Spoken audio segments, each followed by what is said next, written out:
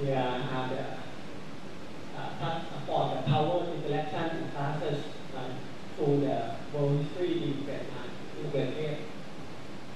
And the last photo is from the identity. The role play activity for students in grade 10. After we was invited to join another project, like a second phase.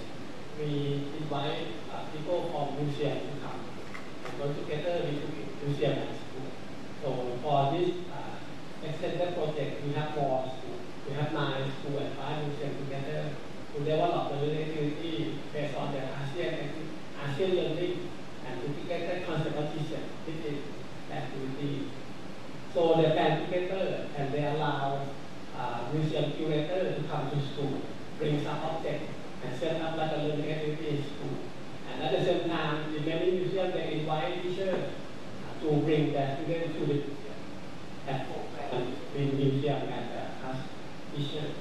They like to make a linkage between formal learning and informal learning, school and non-school education. And for this time, I would like to pick up one of the teacher that we developed. His name is teacher Srinakarinwirot. He teaches in National School. After he passed all the process, he tried to develop his own lesson on history, integrated with teaching. Here is the learning indicator for the social studies history class on the grade 9. He tried to mapping the learning topic and set up like a learning unit, provide 8 units for this course on the world history, comprised of epidemic, food, revolution, war, violence, peace, and cooperation, labor movement, and color people. And we try to mapping the learning topic with the key concept of the teacher and develop a lesson plan. We observe this class and support this learning pathway. Here is the form the class on the history, women and black history, the movement in 20th century. We touch upon the story about dark history in many societies, like a dark history, black history in America, revolution of the families, and also touch upon some sensitive issue about white and colored people in US.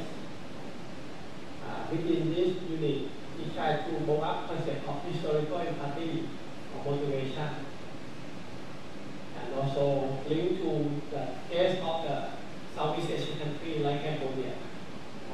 And at the end, we try to link to the Thai society. What about our dark history in our country that we try to hide up?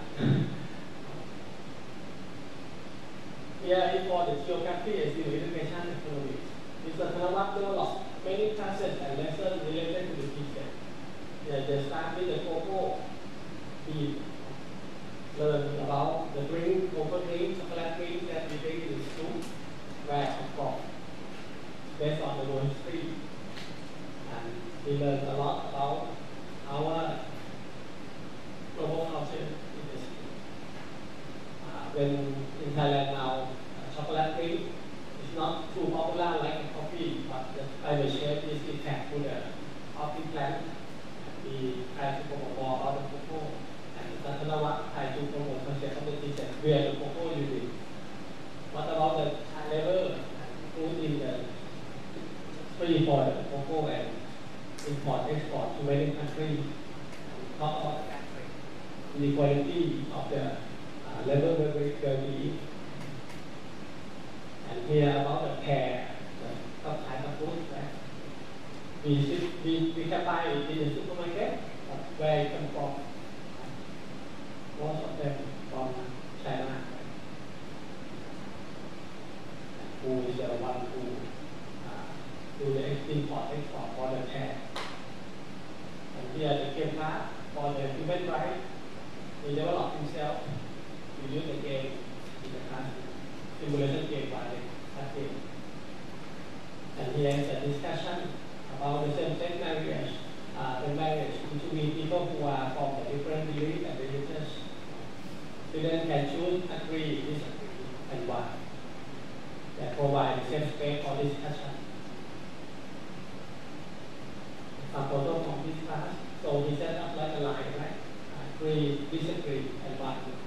point for this issue. And another school teacher from Benjamin Ashalai, teacher for Jokongon, he said through the controversial issue like in case of Nazi culture. In Thailand many years ago we have got one drama from newspaper that school in Chiang Mai have a sport day and they set like a color team, right? The red team they have to set the parent and they dress like a Nazi. So it's a conflict on the social media. We discuss a lot and we complain about students ignorant of the Nazi. And this is for Thai to pick up this case and discuss in the classroom. How can we respect what happened in the free about the Nazi and the Holocaust in World War II. And also we touch upon the concept that the issue on the same-sex marriage in Thailand, LGBTQI+, right? Pride Month, and touch upon the K-pop, for Black people. Many cases to discuss in the classroom. And the another school teacher, is a teacher, he teaches in Shonken Dabaku. He developed the unit on inclusivity and allow students to do the field work and develop their urban plan, implement the technological skill and implement the concept of environmental science to replan the community. And finally, they have to set up like a quick video production to present their own idea about how to can replan our community to be more inclusive. After the COVID-19, we have more time to do like a on-site training workshop in the school. We want to be the team for the UNESCO Bangkok. They set up the ASP network, teacher training on the GSET. We work together with our GSET teacher, develop the training course to the teacher. Here is a photo for some activity that we run with the school teachers to learn about interdependency and the connectedness among issues in terms of environment, socio-economics, and politics view. And we provide like a parallel session classroom for teachers and allow teachers to develop their own training course based on the expertise from the classroom. Room number 1 is about diversity and inclusivity. Room number 2 on human rights and social justice that discuss through the concept of the labor rights. All activities are developed by teachers and teachers. And another project with the BMA, we have got the teachers school under the BMA, comprised of now 19 schools in the Thailand. And we have got 3 educational supervisors in the process. We also run the same structure of the training, and for the parallel session, by different for the last one. We were supported by FCU to scaling up from 30 schools to 50 schools in next 2 years. We have a big plan to scaling up, and before we scaling up, we have to set up like a network among teachers and educators to support schools. Here is the last activity that we run in Laos. Yesterday, I just got back from Laos. We run the workshop for teachers and educators in Laos. And in this south, in southern part of Thailand, where the more than 80% is Islam with community, we was invited by UADP to set up like a learning platform for teachers to implement system in school. So we recruit 30 schools, 90 school teachers, primary and secondary, and we work together with the team from Yala National University, the teaching college in Yala. They have the same background with the teachers, and we run the workshop and allow them to develop their lesson plan. And we set up like a PLC day to come and share some idea about lesson plan before they implement in the classroom. Here is a photo from last May. They come before implementation of the lesson and plan. And after that, we visit their class. They have the idea to integrate research in many approaches. This one is called the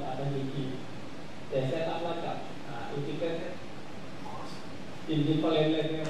For school year 1, they learn about tourists. Year 2, multicultural. Year 3, they learn about the landmark in Italy. Year 4, about festival. Year 5, local wisdom. And year 6, about the performing arts in the school. And the project and camp. And we follow up the implementation of the GSET class. This only forms Thai Salam Media. Thai Salam Media. They have got a lot of the outdoor activity in the community. Students do the oral history interview with people and learn about the product that produced in the community and sent to many big cities like Hat Yai and cross the border to Malaysia. And we do some class activity with some schools here in Narathwada. They implement the GSET concept through the science class of primary 5. They learn about watershed. They created paper like a watershed to learn about the fresh water and how each area of the watershed connect together like a concept of interconnectedness with the GSET topic.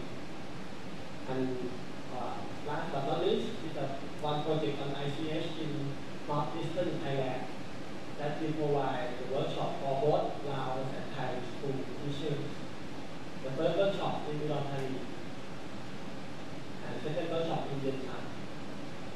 They come back with a lesson learned from their practice to implement GSET in the classroom. We try to summarize the learning of the implementation GSET in the classroom through 3 approaches for the GSET. Learning about, learning to, learning to act, and to act global citizenship. They cover collective domain, socio-emotional domain, and social. To scale up, I think that we now have the mechanism. The first is the serial workshop, the LS community school, PLC in and among school, and the platform of sharing both online and on-site. And network of teacher educator to work support teacher learning community. Long 6 years, which require the long teacher work and long-term support on outsider like teacher educator to work with school. And the recruitment, the lead teacher, we have to recruit the right one to be the leader in this school and make the linkage between school in the same provinces to support each other and provide capacity building program, develop the network of PLC and allow them to do contextualizing GSET into their own context. And we have got the mechanism to support like a PCSC by testing. And we have the link between e-system from classroom to whole school and among school and between regional in Thailand and cross the border to other countries. What I try to do more, how to make a linkage between teacher development, teacher preparation, and teacher educator empowerment. So that's why now we have got the network among teacher educator comprised of, I think, 30 educators up to now. And we have got the workshop last year and last 2 years, and connect them to school team. They work with school to support school events at the school level, and they do research together. Last 2 months, we invited the team from PCC Malaysia to come and for training with our teacher educator in the Deep South. And here is a capacity program for the teacher in many faculty applications in different universities, online and also on site. Okay. Last year, before we opened the school, we run our activity on Zoom and streaming through the Zoom meeting application. And we use the Facebook to communicate with people. And the case of implementing GSET at the school in Chonteyan School, in the GSET teacher forum in AFP network meeting, and from July, and the last forum we from last December, we invite to their experiences on GZ implementation in school. And we provide the GZ webinar. And back to my university, up until now we have got the course. We have an elective course on the GZ for student education. And we have got the course on GZ for peace and sustainability. There is a course description and provide a hands-on activity in different ways. Students there from year 1 to year 4 can register for this process. Use different kind of activity, different topics to promote the global citizenship and PCED.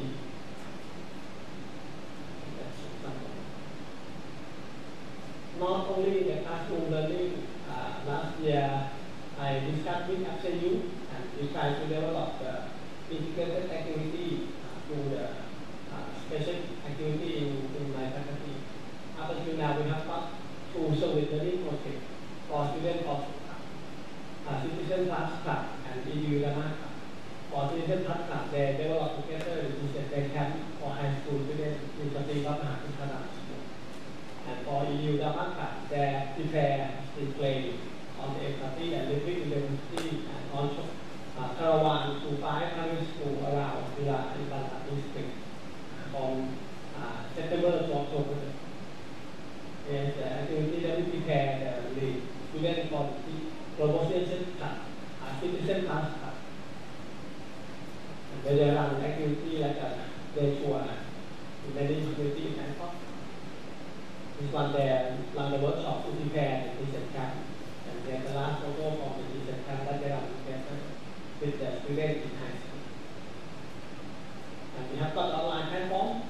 We try to translate many publications to Thai and our teachers to download.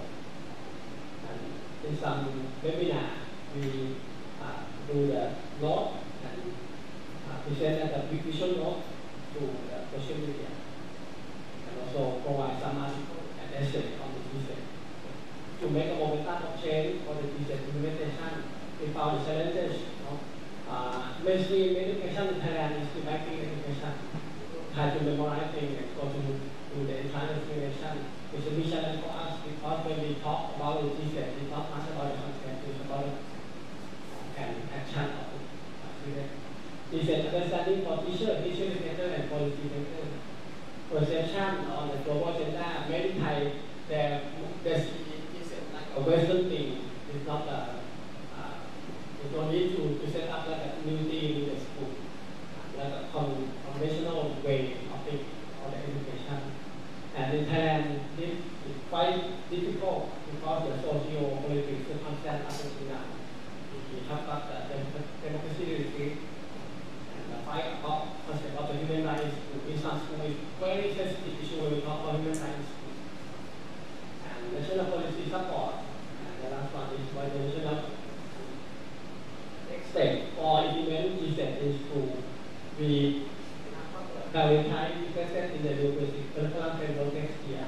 We have a big project of actually to support 3-year plan to develop the GZ integrated education curriculum framework. Scaling up to the teacher education institute and teacher learning community in the sub-regional level.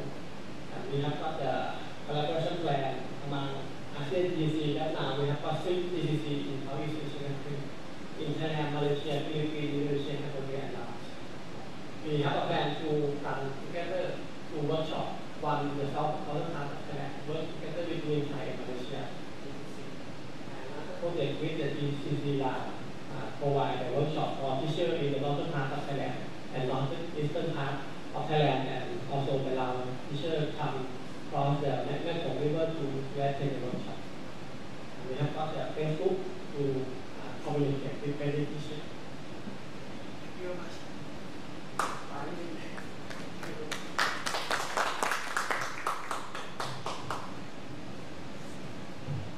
Thank you, Assistant Professor for School from Srinakarinwirot University. And next, let's move to the question and answer discussions. May I invite Professor Song Yong-Ki from Seoul National University, Korea.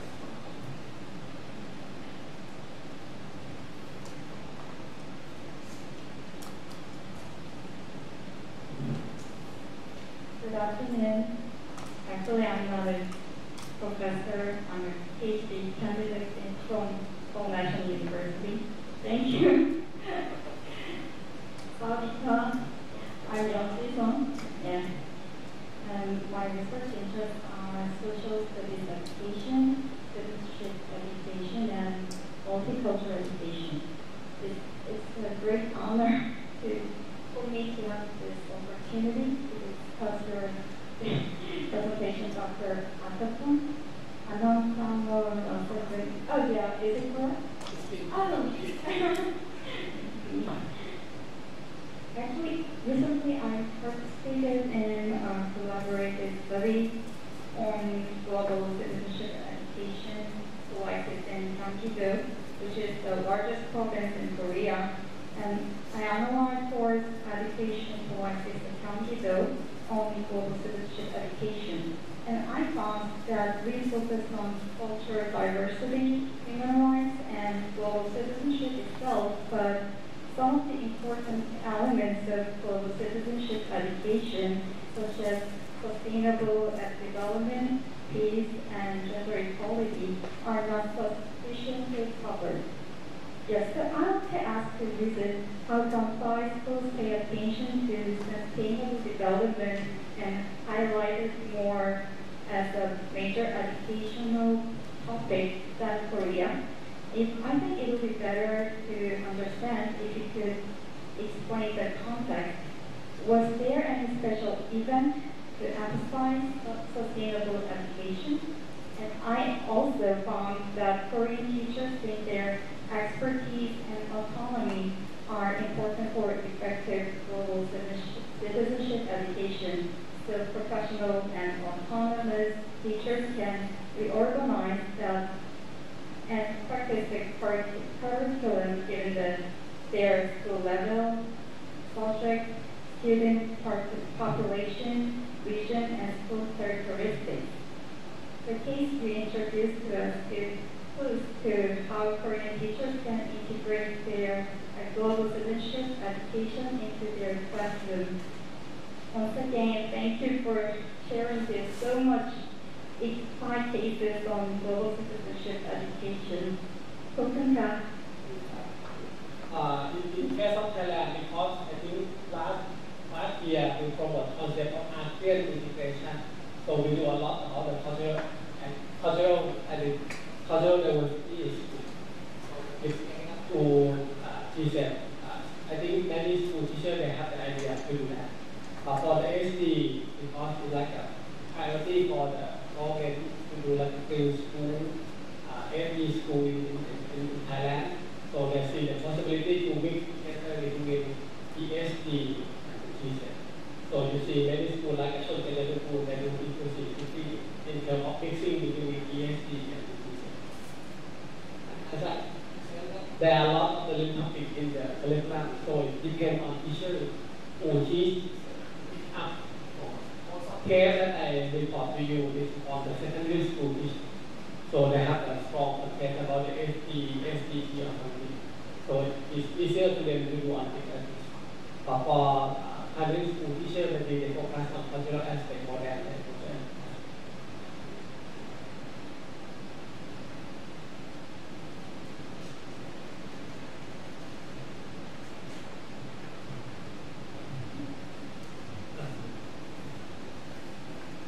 Next, do you have any question on the topic integrating global citizenship education into school? Or you can share your idea about this topic.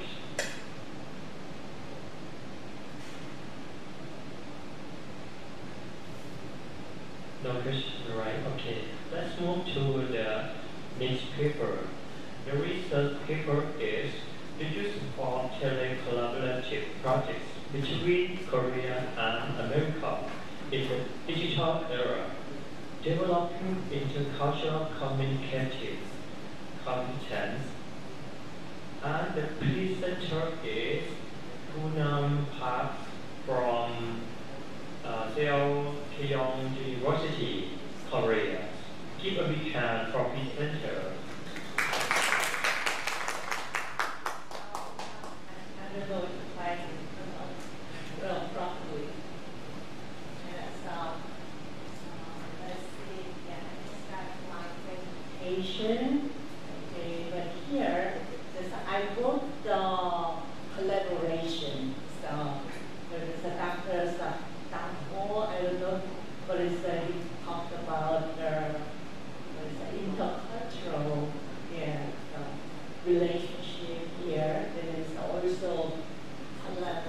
collaboration, global collaboration is about, I just put it here, parallel collaboration. This project is, so my students, they did that. That is, I just want to show one of the projects we did among the students, how I connected the American students and the Korean students working together to study language.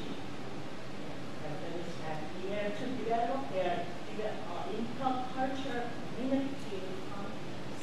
Okay, when we communicate, if I know your culture, then I'm very confident to talk. But if I don't know about your culture, then I might hesitate to say something. You see, am I rude to say this one? That kind of things that I just checked with even one question. Yeah, it was. Okay, the background, I'm going to talk about the research based learning to foster. I'm going to focus on Korean students to develop English, not Korean language, but they are going to use Korean culture to communicate with Americans. And that's to develop their communicative competence. And theoretical background, if you know the cultural part, theory, the Byron is a really big scholars to talk about intercultural relationship. So I'm going to mention a little bit. And research setting is a pedagogic collaborative culture project. They really know they've never done that. But through this one, we see how globally we can connect it and communicate in the digital app. Okay? The findings I'm going to show how it was very effective to utilize this. Okay, here at home, but definitely during the pandemic, all of our educators, we used Zoom to deliver our teaching, also our content. The students today are involved with to study this one. But also international learning will be supported by enhanced technology. So you know that cutting edge technology is making it easier to deliver our lesson or our teaching. Also, collaboration is an important theory approach to intercultural learning. It's not just about my country, so we can communicate about the global issues or global things through the two countries. There's, of course, not just two countries. If the meeting goes together from different countries like Thailand, Japan, Vietnam, or other countries, we can communicate from the different countries. Then we did a project to Laura. Sorry. Why is it? Yeah, okay, it's okay. Then it's here to develop their intercultural competence. We show that with a real world test. It's not a skill, this is a practical test in the classroom. Okay. The next one. Okay. This one is not just a theory, and I'm going to show you about my conclusion of research. The methods that he mentions, the use of learners' source culture. When they talk about the global issues, so we want to know is that your experience, your solution about the topic is why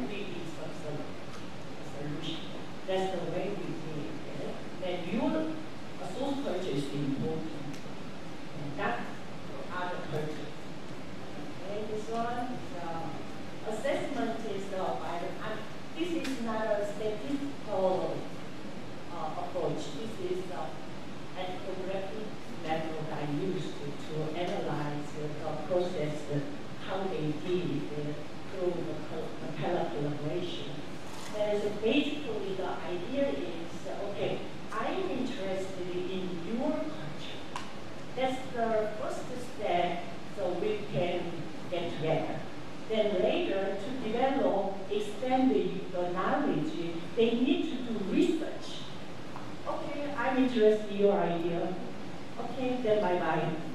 That's not the way to develop your knowledge and your thought. There is two groups from different countries that got together. Okay, I'm interested in your culture or the topic. Then what do you think of these things from your perspective? Then they started to do research through the internet and from the real voice. Then they extended the knowledge, and they did the second one. Then also, during the conversation through Zoom, but they realized that there's a misunderstanding. Because when we start to talk, my language is not enough to explain my culture. That means you are from Thailand, from Japan, I'm from Korea, but we communicate in English, right? But this is the tool to communicate. That's weird, right? Even though we are from Korea, from Thailand, from Japan, what? We are speaking English to communicate. That's the society these days, the global power of English. And how can we overcome the tools?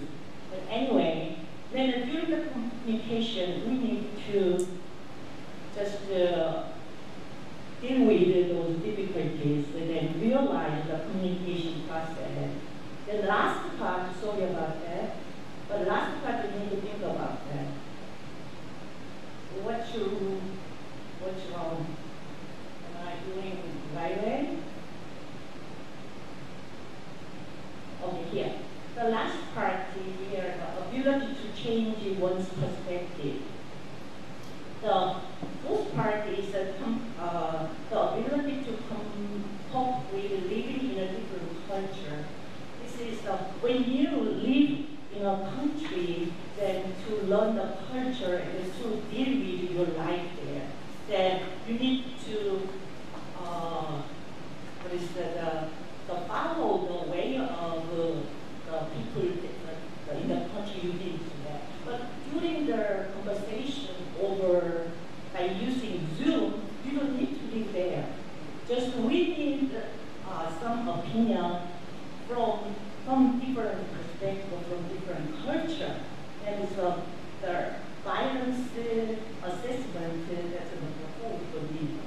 But actually, number 5 is really more important component to change one's perspective.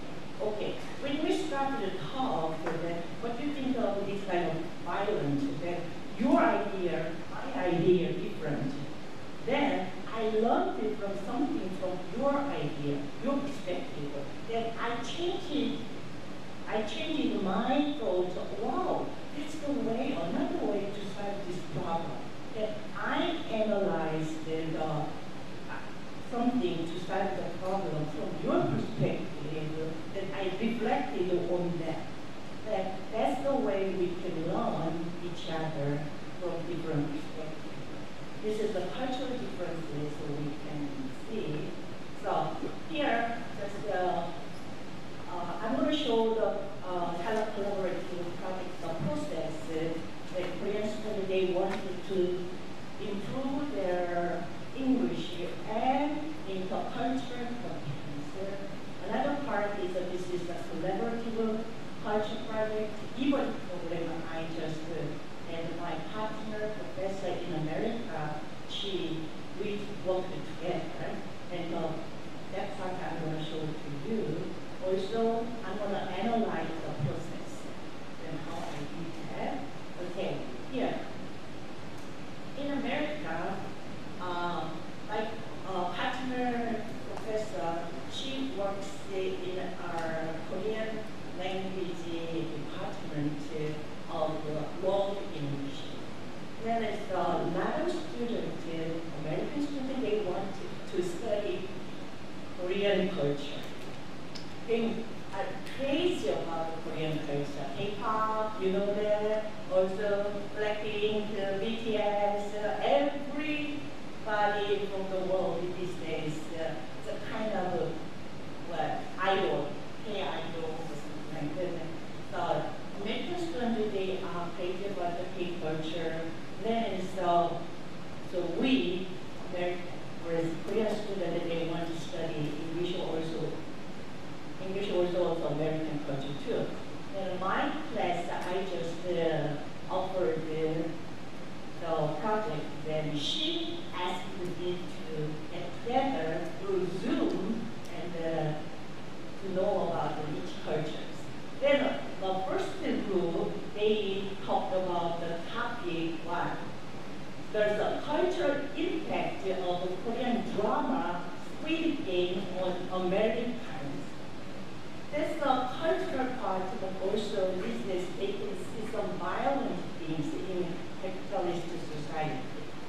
Okay, so here, there is a group, they got rematched each one-on-one. Then, so they started to learn language, also different cultures through Zoom. They met 10 times during the semester. Then they talked about their similarities and differences between cultures. Of course, they used English and Korean, not just the English. That means that American students wanted to learn Korean culture, but they are beginner. Level 0. Level 0, that means what? I'm not confident to speak Korean language. But Korean students, they belong to English department. They're English majors. We've been studying 14 years studying English. They are not the best. They are not advanced, but they are still not confident in speaking, but we are good at testing English, getting tested examination, but they just want to practice their English in speaking, not just written. Then they make it.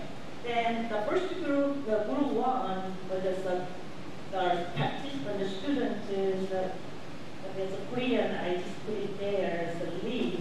E, but is 23rd, she's the 30-year student. Also, Macy M stands for Macy, that one is 21. She's a psychology major. And she was wondering about some psychological things from the video, the Squid Game. Then group 2, there are a lot of groups, but 18 groups, just the 2 groups I put here to show the process. Then it's the 21, and also Stacy, as in Stacy, she is 35 years old. Wow, university students 35 years old, but it's in America, you know that. So the range of the age when they want to study, so when they got married, after that they want to come back to school to study more. And but the kind of cultural things they showed in terms of age. Then they talked about the black culture, Korea versus US. The that one is I can show the picture later. But 2 projects they did that. Of course, data I collected the user set reflection video recording individual interview study video. So all kind of things here's the process of doing the e-learning project. Then week 3 during the semester, through Zoom we met. That is, before we met, each student, they make their own video to introduce themselves. Then each student, they can see who can be my partner to do this project with. Then after they got matching, then they just arrange the time to meet 10 times during the semester to talk about the topic. They did that. Then some reflection report I asked to submit later. Then some feedback from me and the professor from in America. Then they got a Zoom and then they made some videos after they did research. That is the US Korea conference we got from Zoom. We used all the digital devices. That's the digital society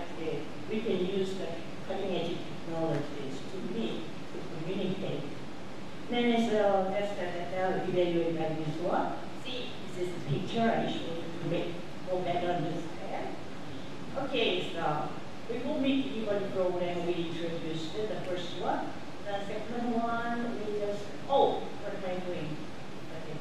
So meeting, so through Zoom, and then later, so individually, I just put them aside in each group, and then one-on-one meeting they got. After that, they just arrange their meeting time 10 times, and then they did the cultural things. One of the groups, this group, just realized they haven't decided which topic they want to do. The topic should be, so both of them, they should be interested in the topic. They choose to do the meeting, and they make video, they upload the video, students see the video, and for the last part, we did a conference. And so all students get together, and they just show their research. That's the way we did during 10 weeks. Okay. But one thing I found, that the group, they were so, but my Korean students also just wondered what is your favorite music, what is your favorite movie. But that's a general question. She realized her partner Macy, she loved Squid Game, right? Then Squid Game, she went again, they started to talk about the Squid Game a lot. Okay, this is the topic. We can do research. Yeah, they started, then around that time it was Halloween.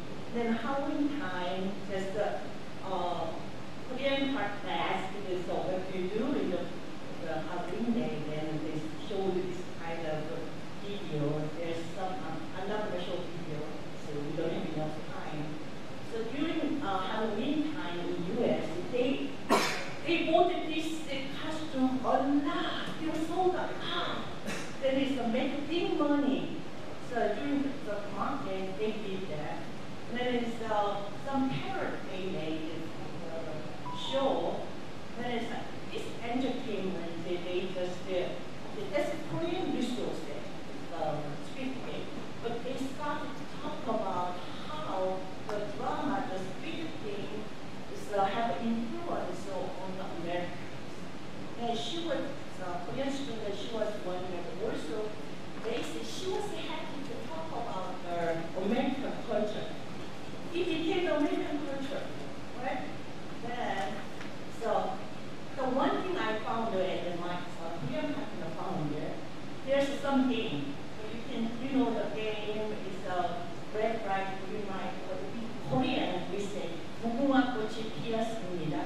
But that game, that's not the game I played. It was our ancestors played that game, but suddenly in the movie it showed the game. That means it's not Korean traditional game, but later my ancestors brought the game. Oh, this is Korea. No, that's not Korea, I mean. Okay, then another part, but so on that 달고나 challenge, so I'm sorry about that. In the middle there's a triangle, square, circle. That was the sugar candy. But that part, a long time ago I did when I was young. But nowadays children, they never play they kind of eat that one because that's bad food, not nutritious food. Then our parents said, don't eat it. But suddenly in the movie, that one is popular. Even in America, they did that one, they sell. They sold that and they make big money. Can you believe that? This is Korean culture. But the movie made a new Korean K-culture. It's not a Korean culture, K-culture they made, as BTS or Blackpink they made. Think about the BTS. You know BTS? But I don't know about them. You know, I'm not an army, but I know BTS, but I don't know each member's name. But foreigners, also young generation, they know each of their names. I don't know, I'm old generation. But suddenly it became a K-culture, K-pop. I know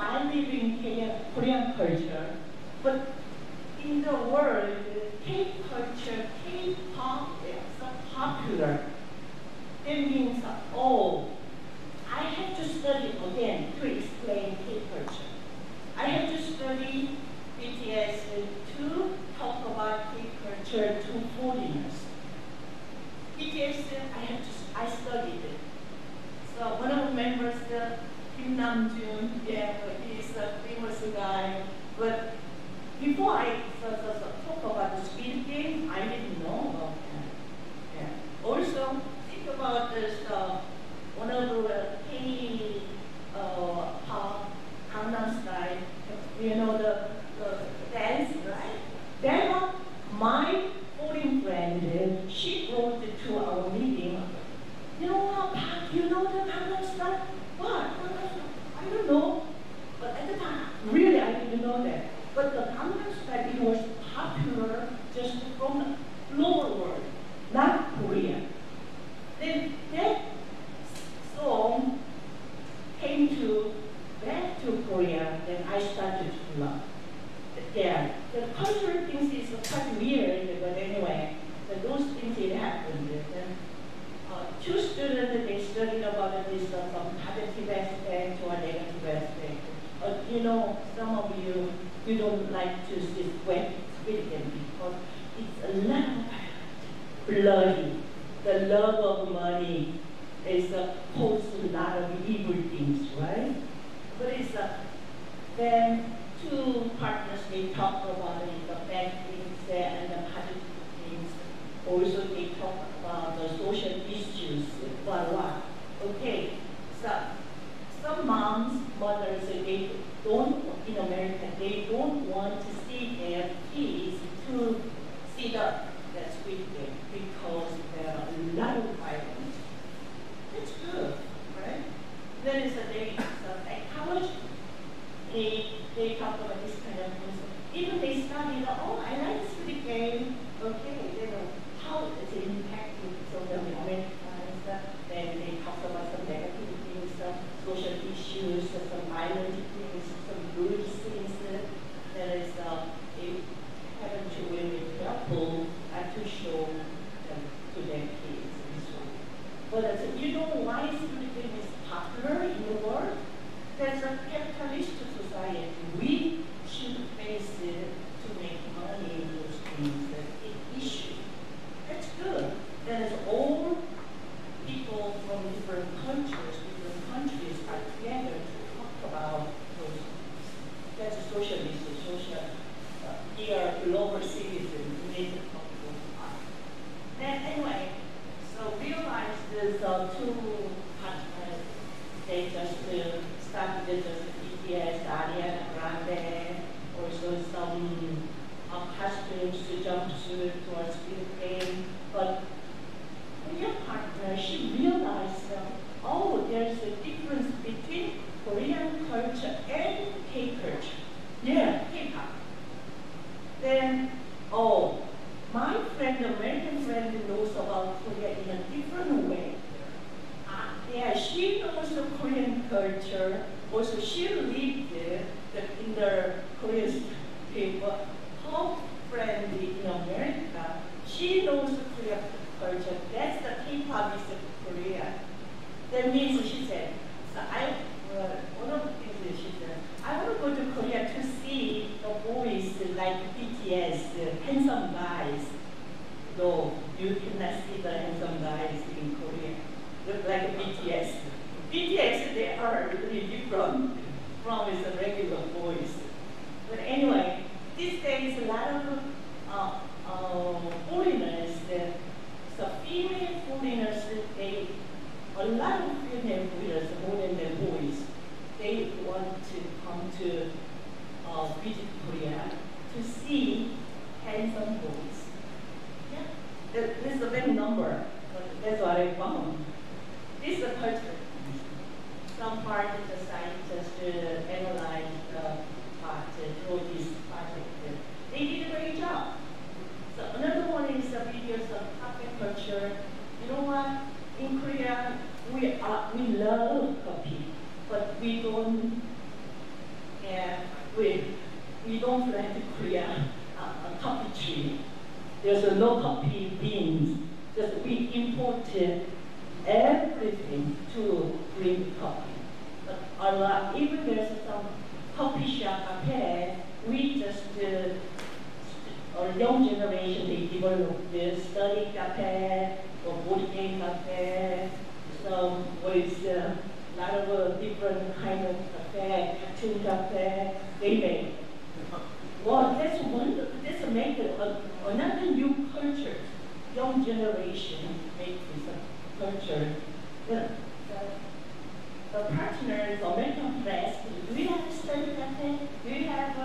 think, no, our cafe in America, we are using the cafe for just business.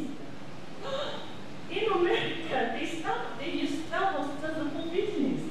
But in Korea, we maybe it is the center of everything to make a product. Then is that they realize to compare, wow, this kind of things we can compare and the differences. That's Korean culture. But anyway, this is the way they did it. They showed they compared differences and similarities. And also they learned about the history of coffee beans. Yeah, some bad things and good things and different coffee styles and types they shared.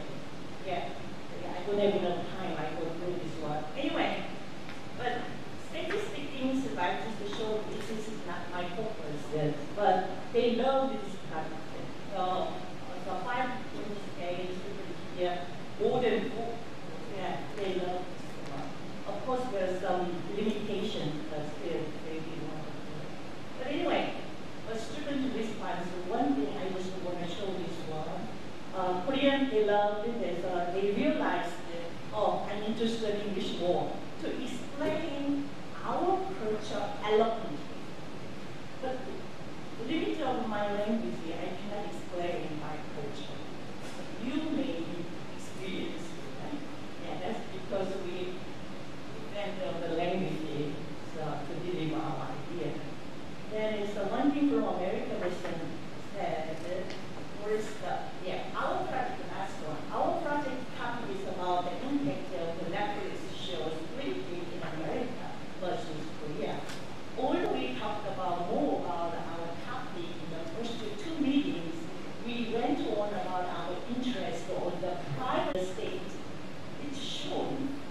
We both thought that it was inconvenient because how will people know who to look for if they don't know the face of the threat? Anyway, we always have great conversation whenever we meet, and we are becoming very friends. Once they talk about their own culture, something happening there with focusing on the topic, then they can be a good friend. They can show, oh, I respect your idea. I respect your opinion. Then let's talk about your perspective and my perspective. Then let's start the problem.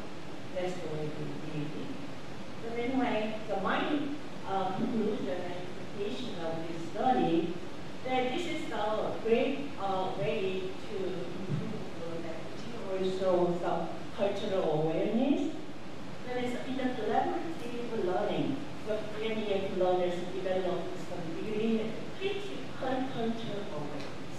That part is really deep learning. There's a difference between K cultures and Korean cultures. They realize that I just know the general idea of some culture, but my cultural perception would be wrong or different from the perspective my family shows. Then I changed my perspective. Also, the collaborative project is to learners raise awareness, also use the practical English. They just, oh, I want to study English more. They just realized it. Then here, the use of learners' source culture. Now I'm talking about the target culture's language and culture. Your culture need to talk a lot to see a lot of global things. Then they can learn about something also. They can respect each other. Also, they can acknowledge, oh, there's a social issue. We can get together to talk together to start. That's the way to do it. So I found it helpful. Then basically, so even in the textbook, we need to put your own culture's things in English book. Yeah, in Thailand, in Korea, we are oriented to learn and be the best to English. But when you try to improve your English, talk a lot about your things, your source. Then also you can let your partner to talk about their culture, and it's not that's the way I talk with them. That's what I love collaboration. Okay.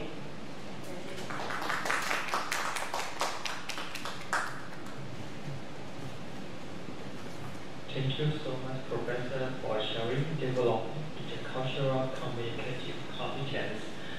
I like, especially Korean culture. I like dancing Gangnam Style so much. Yeah. And the next session, let's move to the question and answer these questions. Yes, may I invite Assistant Professor Atapun Anantawara from Srinakarinwirot University in Thailand to ask the question and share the idea on the topics. The use of telecommutative projects between Korea and America in the digital era, developing intercultural communicative competence. I very appreciate what we have done with the students to support their learning. When we talk about the intercultural learning, it's really challenge because when we have got the face-to-face, it's more easier. But when you do things like a teleconference, what your challenges? To use the teleconference to make a linkage between two people from other side of the world. Because when we run the activity that they have to join the same activity in the same place, we can guess the meaning of the language. And when they have to do themselves one by one, they have to do some feedback. It's difficult for them or quite easier to make a privacy thing between two people. Yeah. The part of it is actually at the beginning the word is about is let them direct to their learning. It's not easy because they are students. But it's, we just checked, okay, first, every 2 weeks you need to meet, and then after that, that's write your reflection journal, what you did, was something went well, what went bad, then you can just give us, and I read it, that, some things they didn't have time to meet, so certain days, and then we just arrange again. That part we did the teachers. And the private thing, we never ask. Some things they just ask, oh, we don't know how to find the topic. Then we get some idea. That's the way we did. That basically, so we didn't expect big things. Just okay, try to make a friend. Then get a good relationship. Then once they felt, oh, she respects my culture, I respect her culture, then they started to get really good relationship to talk about a lot of different things. And you can believe your student. Yeah. Private things we will want to touch. Yeah. Very appreciate your answer. So that your class is do exactly. Inquiring together through the teleconference. Strategy to provide them the privacy time together because when they are on Zoom, one by one is more safe than in the big group on Zoom, right? And I do love your strategy to allow them to pick up one small topic that they share the common interest, right? And we elaborate more about the speaking. I wonder how they feel when they know that. Some foreigners are very crazy about their culture. What they feel about this? So once they meet the foreigners, they are afraid of saying something, some topics. But that part, but we respected, but at the beginning they said, some misunderstanding, we need to talk to each other. So that if we found that part, then we should be very tolerant to each other. So to say that basically respect other cultures. Just we gave some guidelines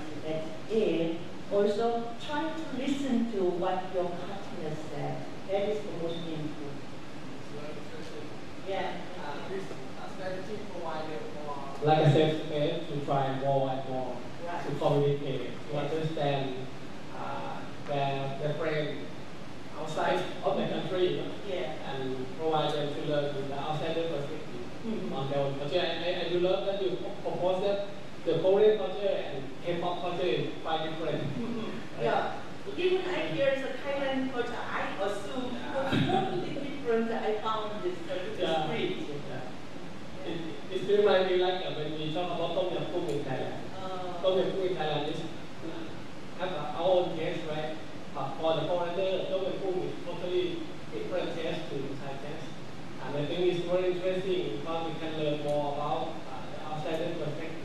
And their interpretation about own culture. It's really show the power of the learning language, especially foreign language, to be the medium for us to learn from each other and communicate from each other. Thank you very much for your wonderful work, and this inspired me. And I also have got the thesis class.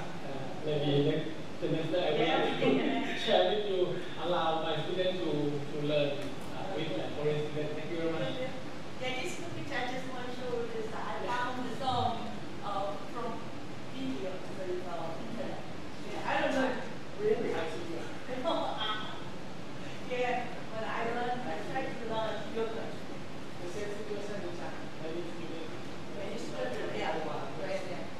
We made a big money. Thank you.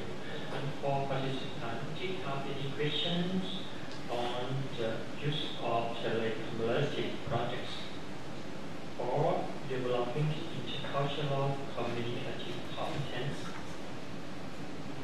You can share the idea and in these topics.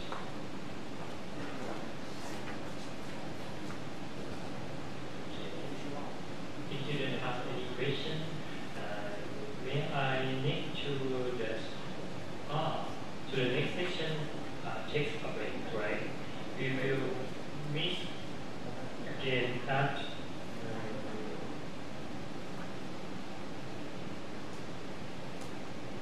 around 2:50.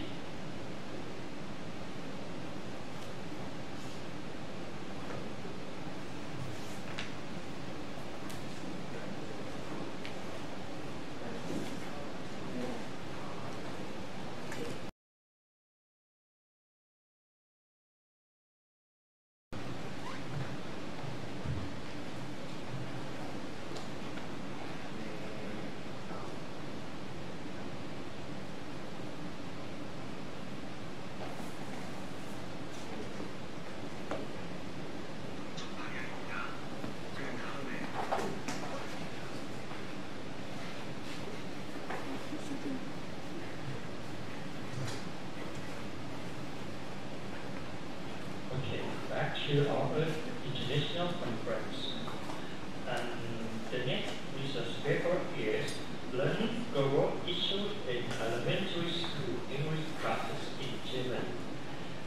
The presenter is Kaga Yusuke from Nara Municipal Elementary School, German. Give a big hand for the presenter.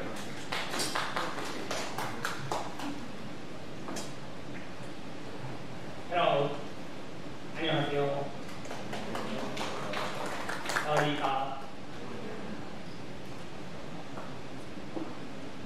My name is Srinakarinwirot from Thailand Municipal School.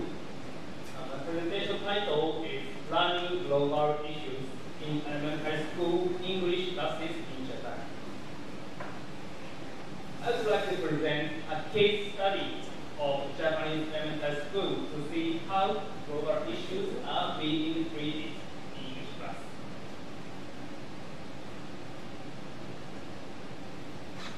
Now, I am a classroom teacher of 5th grade students, 10 or 11 years old. At the same time, I'm in charge of English classes for 3rd, 4th, 5th, 6th grade. And this photo is taken in London. I went there with project members.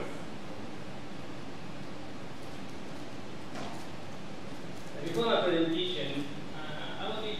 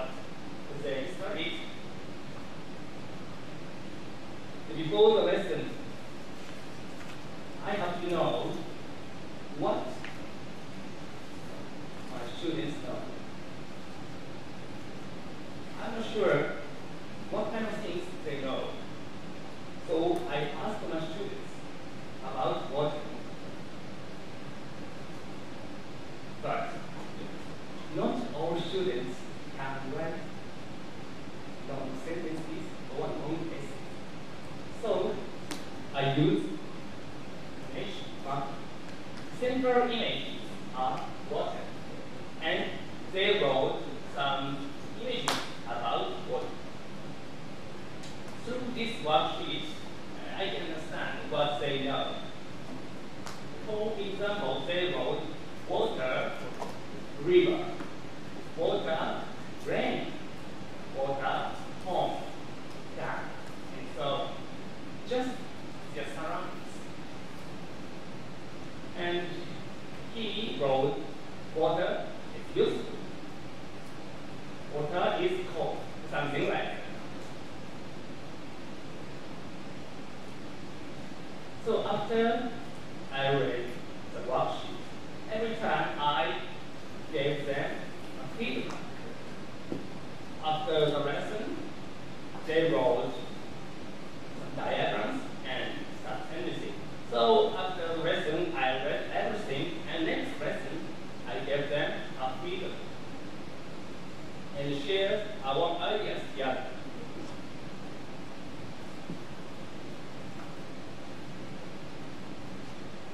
When we think about global issues, I think it's very important where the country is. They have to know the place of the country, but especially for 6th or 5th or 6th grade students, it's very difficult to remember everything. So every time in English lesson, I use word map. Normally in Japan, word maps are used in social studies lesson. I think it's natural, but I use in English lesson. The way is easy. I open your map and stand read as a student stand. And okay, today's thing is at the research goal 1. If they find the country, they can actually see that. And these maps are so colorful. So after that, what is the color?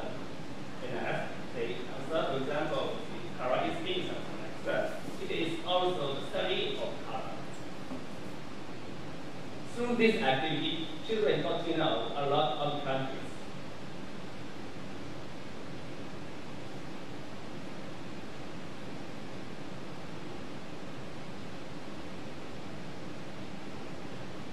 Online meeting with JICA. JICA is Japan International Cooperation Agency.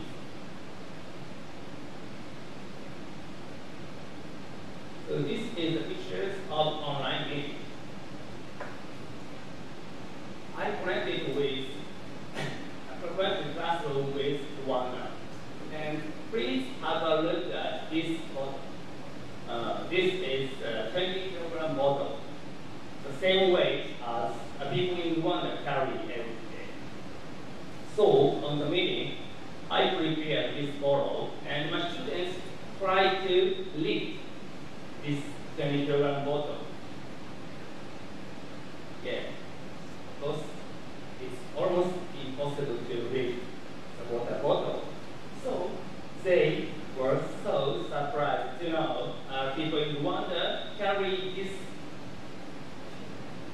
kind of heavy bottle many times a day. In addition to the meeting, I asked the staff in Rwanda to ask some questions to my students.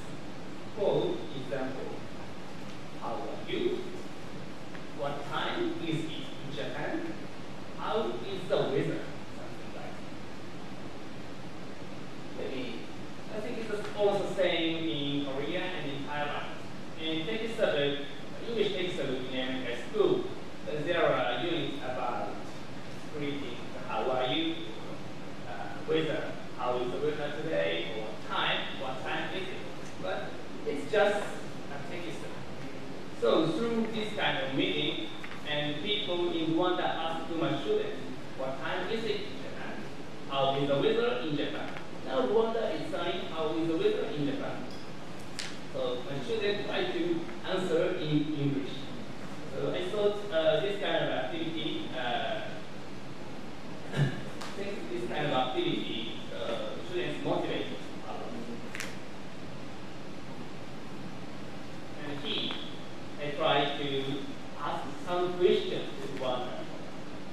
So through the meeting, there are many questions to the students. So I asked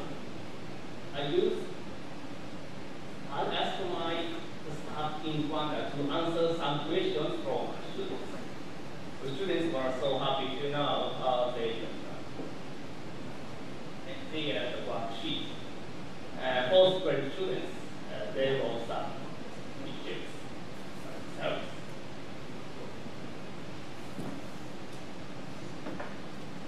This is a reflection worksheet of online meeting. Maybe 6 students, but I think they wrote a lot. And some of them are not good at writing in sentence that I think they are doing well.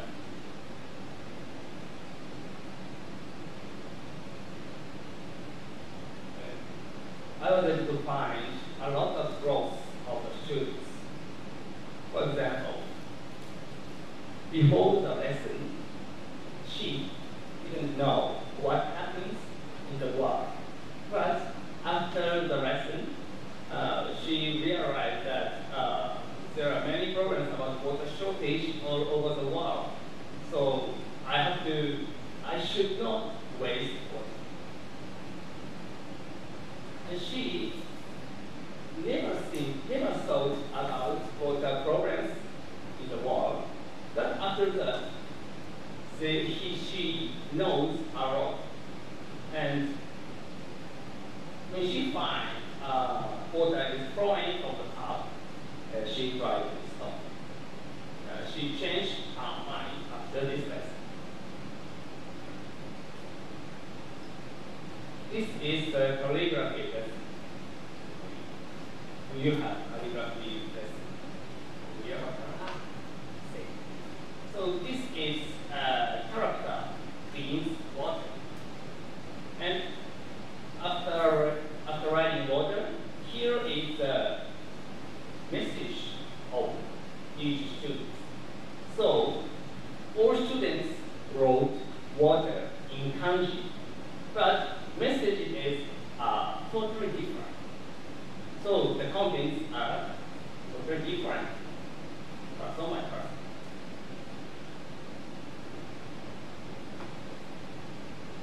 Secondly, I want to talk about lesson on peace.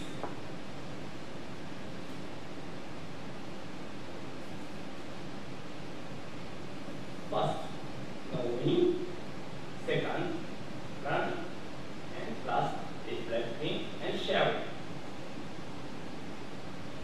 On this lesson, I treated 3 countries: South Africa, Rwanda, and Afghanistan. Firstly, I talked about these countries in my lesson. Second, through online meetings, students know a lot about the countries and ask some questions. And last, in this lesson, students use Chromebook. Each student has a Chromebook in my city, so by using the Chromebook, 6th grade students made books and 5th grade students made posters. Main topics are Rwanda genocide in 1994. I talked about history and what happened in Rwanda in 1994. South Africa apartheid. I talked about history in South Africa and what happened in South Africa, and also about Nelson Mandela. Afghanistan. I talked about conflicts in Afghanistan, especially for refugees and kids who cannot go to school because of war conflicts, and support projects.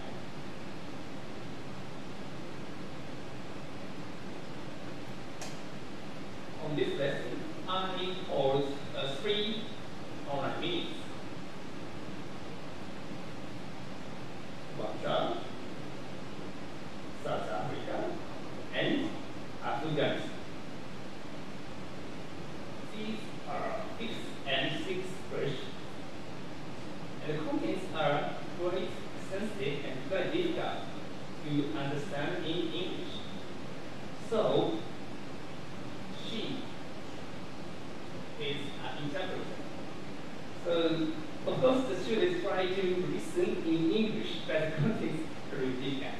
So, interpreter helps a lot.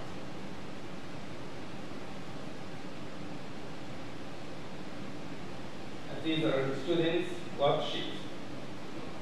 We can see a lot of sentences on this worksheet. And this is a reflection. Here's where students made posters. But the theme is different because the students chose one country. For example, she chose Afghanistan and C was smart. And he chose South Africa and C is peace. And she chose Rwanda and C was smart and peace. They chose one country and made a poster about the country. And next 6 questions is still, but maybe 11.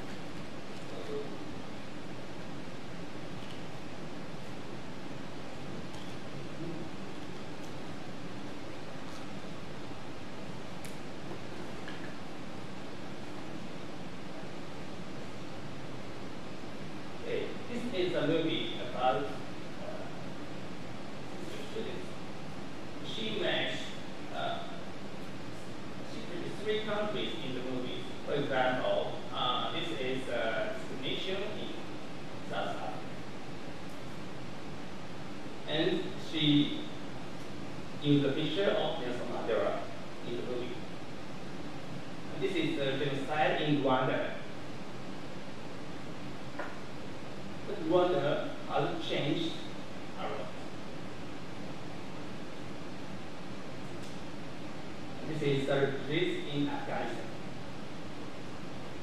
But when Japanese helped Afghanistan a lot.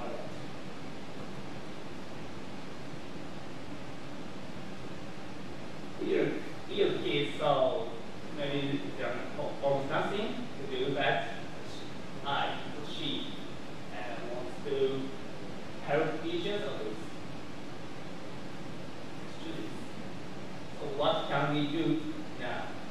So she made this movie using the knowledge of lessons.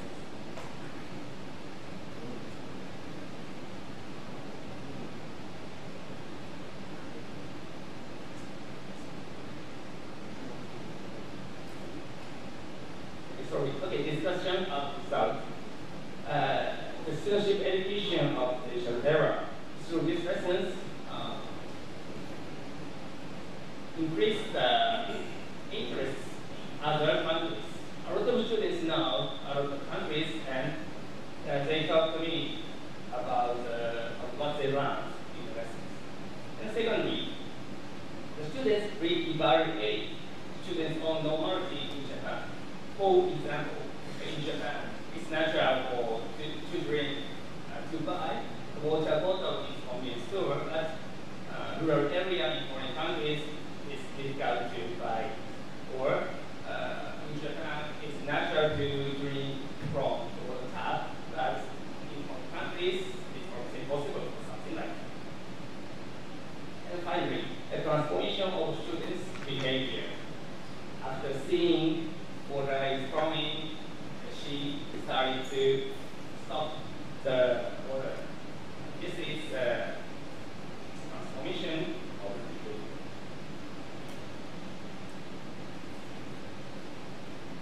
Thank you for listening. 감사합니다.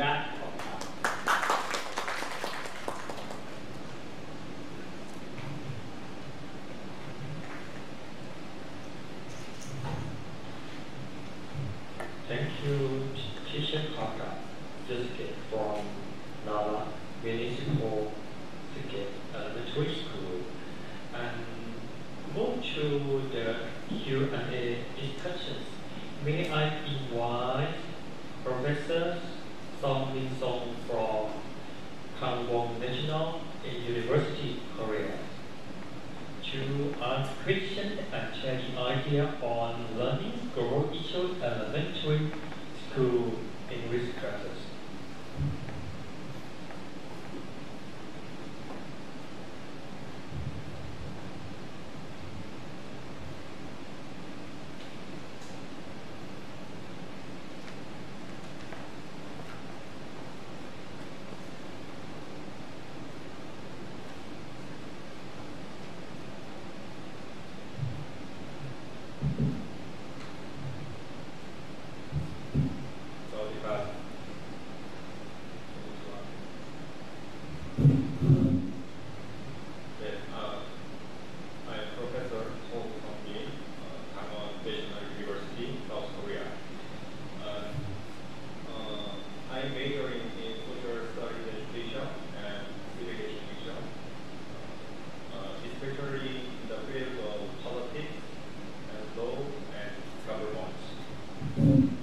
I'm very happy to discuss your presentation, Dr. Naka.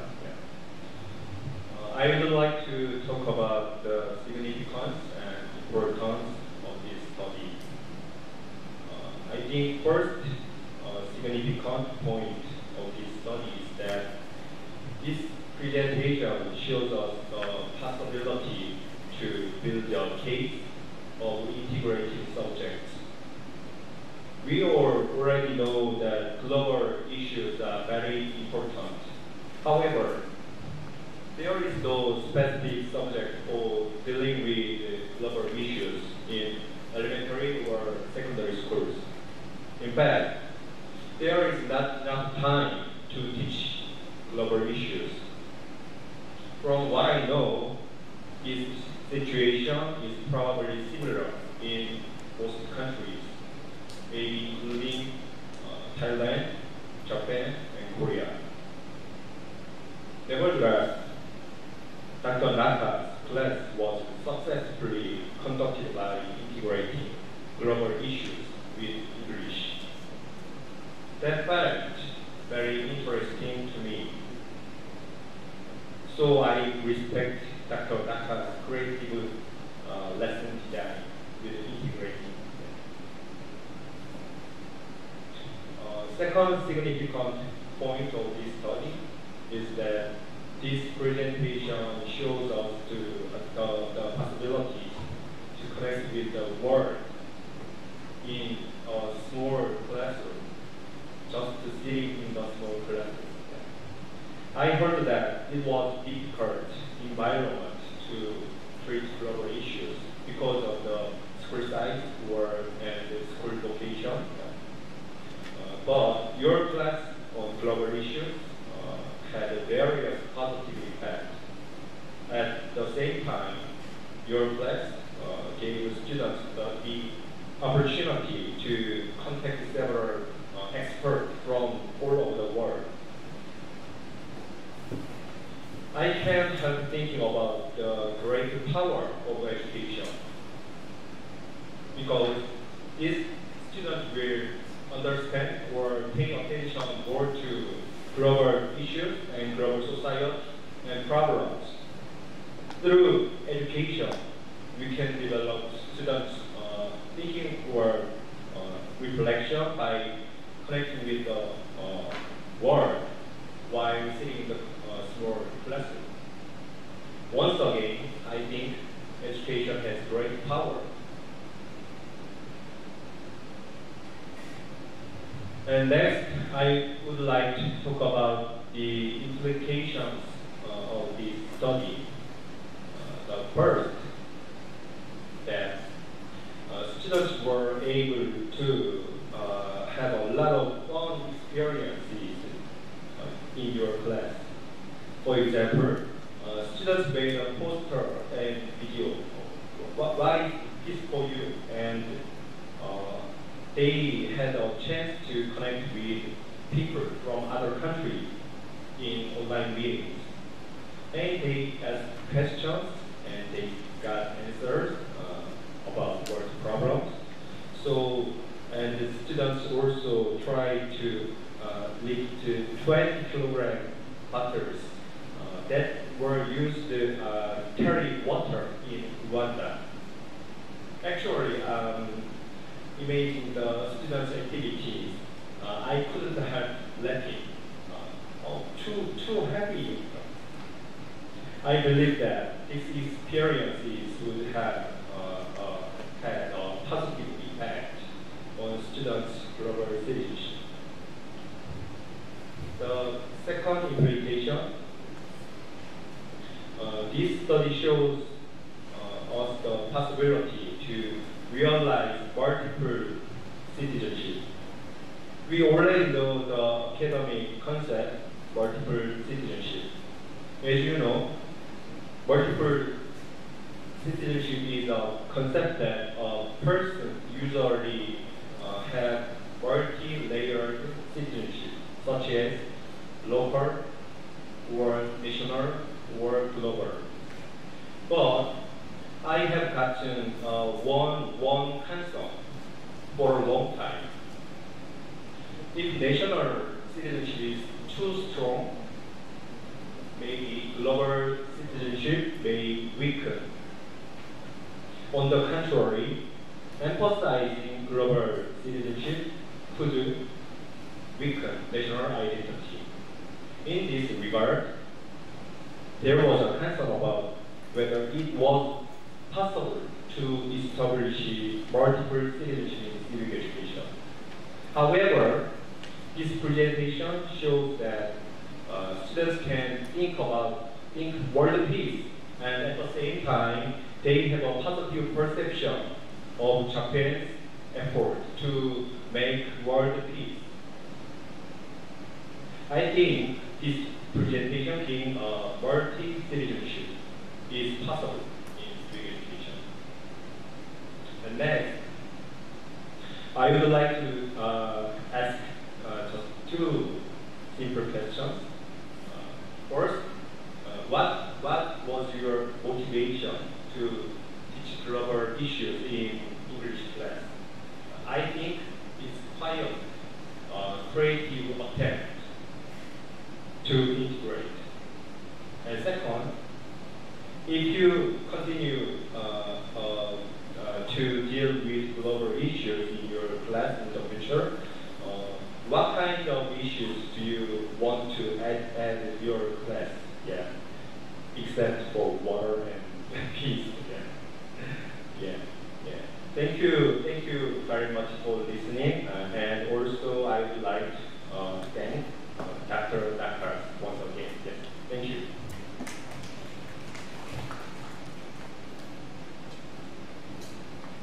Thank you so much for your question. About motivation, I want my class students know the world well and take some actions by themselves.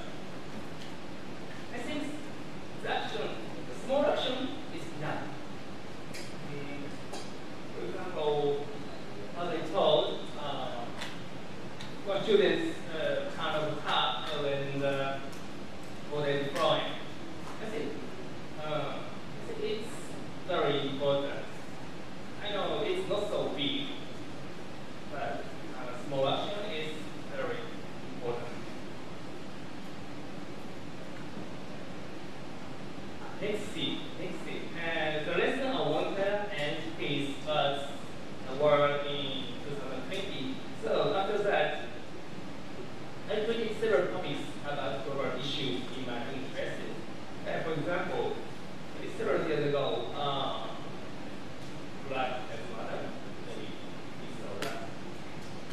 presentation, I created the program. I created a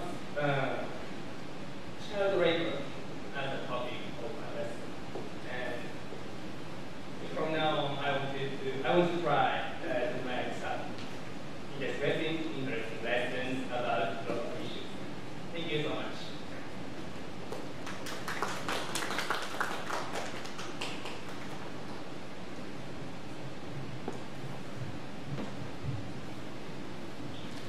The last research paper, we will talk about the AI ethics in the era of post-humanism. The presenter is Park Yo-jong from Shanghai National University, Korea. Give a big hand for presenters.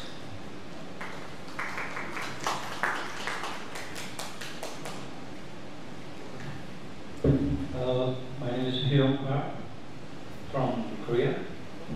I'm teaching at Shanghai National University. I've been studying this topic, post-humanism, like for 6 years. Before that, my major was like curriculum instruction, and I have been studying cultural education like 10 years. But these days, I'm more interested in post-humanism. And you know, in the Europe, AI, like in not only in Korea, but also in Thailand, they're the same, but all over the world, the AI is like syndrome. There are so many much development in AI techniques, and as along with that, there are also some issues in AI ethics. Ethically, there are many concerns about AI development, AI skills, and we are still wondering whether we live with AI or not in the future. But the technicians or specialists, most of them argue that the humans must live with AI. It is inevitable. Maybe there are some people who object to that idea, but the technological development of humankind made it possible. That's it. Possible scenario. So I will make it quick, and in this time talk about the AI ethics in the era of post-humanism. So before that, I must introduce you about the idea of post-humanism. Maybe some of you are all acquainted with or familiar with this term, post-humanism. Make it short, post-humanism is something different idea from the previous one, the humanism. Humanism is kind of the same idea with the anthropocentrism, human-centric ideology about the world. Okay? So post-humanism or post-humanists reject the idea human is the best thing in the whole world. Okay?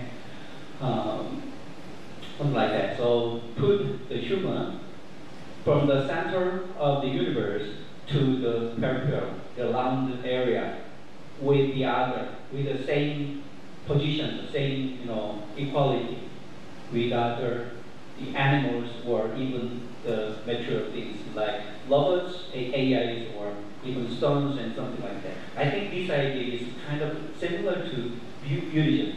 Maybe I don't know about Buddhism much, but it's Buddhism idea. And in Korean society, we haven't had the idea of Hongik-ingan, which means for the goodies of all mankind. All the educational goal must be focused on the human beings to make human happy or to make the human beings well-being, right? But under such a thing that nowadays we like ask questions: are the humans the owner of the universe? Do you still believe it? The humanity believes so, right? Human is the best, which is the smartest thing. The human must be the center of the universe. We are the owner of the universe, something like that. But the posthumanists do not believe the idea. The posthumanists argues that the human cannot claim itself more valuable than the other things, such as animals, plants, or things. So things, animals, or plants can be equally treated like humans from now on, maybe.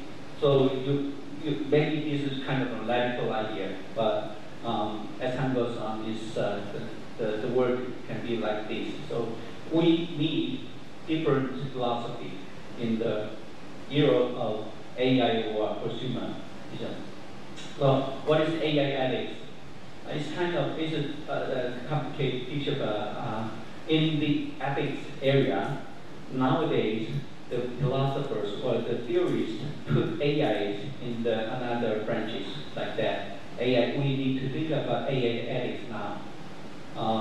Before the ethical considerations based on the humanism, but after having or including the AI ethics, we need to span the whole spectrum of ethics by having AI ethics, right? Like that. So based on that situation, we may ask some questions. What is the nature of AI as an ethical being? Do you believe AI has some traits or quality for being ethical thing? AI can be ethical being? Maybe. That's the first question. The second one, what is the relationship between the human and AI in the future? Okay, we need to think about the relationship between human and AI. What is the value of AI in the human world? Like that. So these the foundations led to the following questions like this. Is AI only a tool or instrument? Is AI only a tool? Maybe consumers do not do that. Can AI be an ethical subject? Ethical subject means, the one who can do something or think something, do something with the subject, with foundation, enough criteria, enough rationalities. So human maybe me and you could be an ethical being, ethical subject, but what if the AI? What if AI can be ethical subject? Do they have their own decision? Do they have their own agency or subjectivity, something like that? Can AI have agency for its own ethical behavior? So these questions should be considered in AI area. Consumers, to think about those questions, they have their arguments based on these three major theories. So consumerism depends on the three major theories. The first one is numerical-ism. That one is object-oriented ontology. And the third one is non-representative theory, non-representative. So from now on, I'll quickly explain what these terms are about. Yes. Numerical-ism, shortly speaking, is against mind-body dualism. Cartesian dualism, mind-body can be separated. There's a Cartesian dualism, but numerical-ism is a kind of monistic philosophy. Mind can be body, body can be mind. Okay, they are interchangeable. So material substance of mind thought that, or knowledge. To study the material substances of mind thought that knowledge.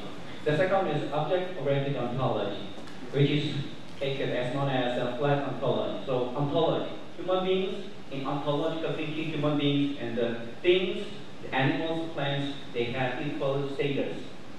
That's object-oriented ontology. The subject and object. I am the subject. I have an agency. And this subject, they don't have agency. They do not distinguish like that. So object can be an ontological being. That's object-oriented ontology. You might understand, by that name. The third one is non-representational theory. So humans only cannot represent the whole world. Let me ask you a question. If there is area, just come up here and take the areas, coders, come over here. Who represents the earth? Come over here. Come over in front of the alien might say, come over. Anyone, any being here who can represent the earth, then who can be there? And all the humans raise their hands. Okay, we can represent the earth. We can represent the earth. How about the monkey? How about the dog? How about the cat? Okay, the monkey come over here.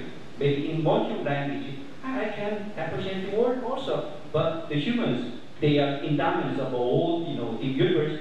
Oh, monkey, you're degraded animal. You're not compared to the humans, so you cannot represent the whole world. The humans might say like that, but the representative theory, that's wrong idea. The monkeys, the cats, the animals can represent. They got part. So that are the representatives of the world. So that's the basic idea. The first one, universalism. Universalism, the way that got the name is the another materialism. The first one, the original materialism is like Marxism. So it's a little bit different from the Marxism. The Marxism is a kind of political or historical idea about the human labor or the exploitation of human labor by the capitalism. But this new materialism is more broad and huge. Is whole the universal idea philosophy based on the monism, which is the mind, the body cannot be separated, which I always mention, and they can be interchangeable. So the picture shows like the idea, the mind of this man or the woman can be transferred to another way. The mind can be transferred with the material way, material medium to the internet, the network, something like that. And this is an interesting movie starred in Johnny Depp. It was filmed in 2014, something like that, like 10 years ago. And the main idea of that movie is the scientists trying to transcend his idea to the internet, the network, so that after he had like cancer, so he was dying like in 2 or 3 years later. So he doesn't want to depart with her lovely wife. So he wants to upgrade his idea to the internet, so that after that he can communicate with his wife and family and other colleagues, something like that. So transcendence the idea, the mind to the internet. And his idea may remain as a material thing, like a digital code, like an algorithm or something. And then anyway, after that, his idea still live and can communicate with the people. So that's the idea. Like this movie like based on the materialistic idea. And this picture shows some monolithic cycle. So human brain is a human brain, like yours. It is an organic brain, not material brain, right?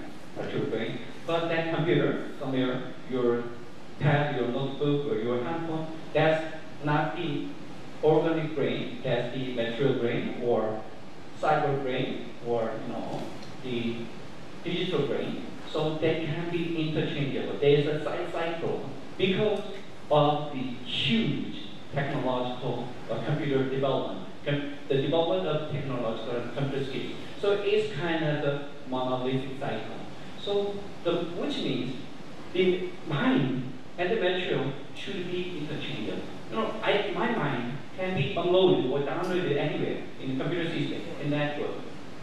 Then before that, we believe that our mind is different from the material things. Our mind, the ideology or the spirit may be different from the material thing, right? That's the dualism, Cartesian dualism. So these post-humanists don't believe that.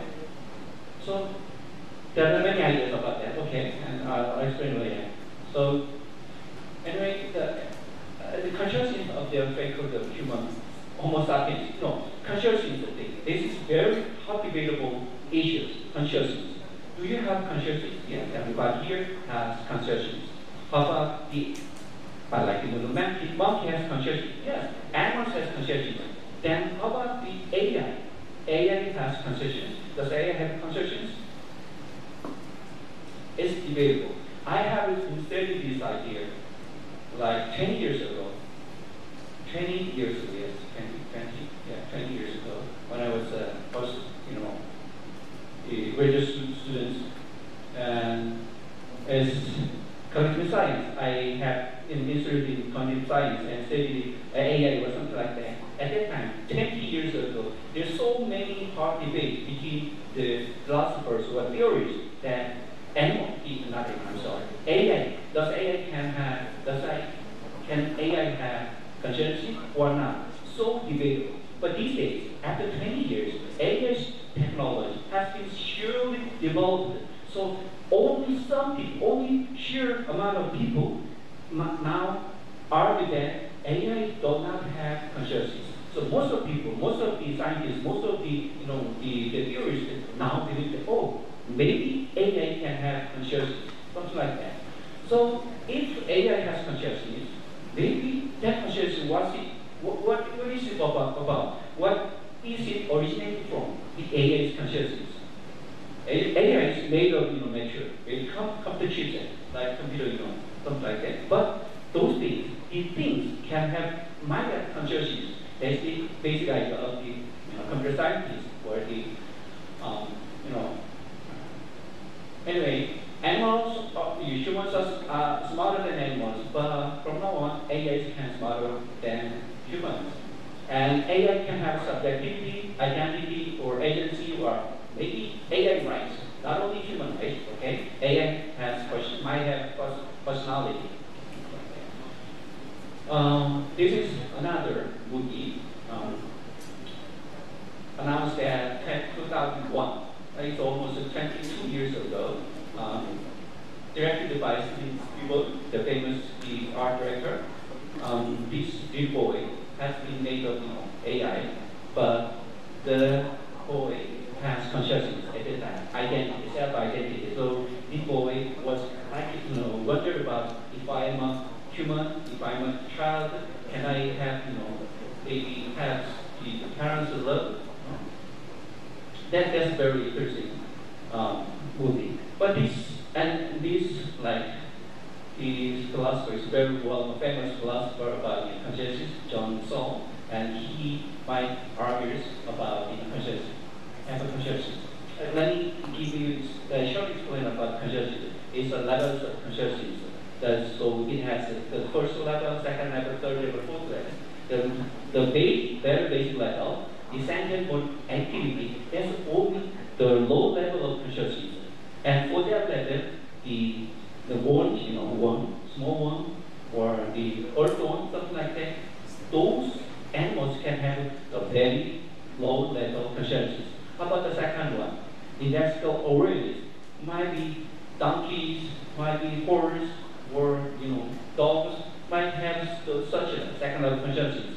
But third level, conceptual intentionality, pilot apes or monkeys can have third level consciousness. Most of the humans have the fourth level consciousness. Okay? The symbolic intentionality. That's the only barrier that the other animals do not overcome with the smartness of the humans. Maybe most of the monkeys cannot reach the fourth level of consciousness, but most of them have fourth level consciousness. How about, this is my question, how about the AI? Does AI remain on first level, or second level, third level, fourth level? AI almost overcome the first level. No, it's very clear. That's the basic idea about, or all agree idea about consciousness among the scholars. So AI can have consciousness, AI can have subjective agency or something like that. Okay, that's not the key thing. How about the object-oriented ontology? This is a philosopher thing, so let me go on. The ontologically, the things can have subject like that. And there's no clear boundary between the humans and the animals, or even humans and the machines. And no clear distinction between the area of biology, chemistry. Now we say biochemistry, now we say biophysics. So before that, 10 years ago, in the natural science area, there's clear distinction between the chemistry and between the biology or something like that. But these days, there's no such big boundaries. They interchangeably work together or study together. That's the idea.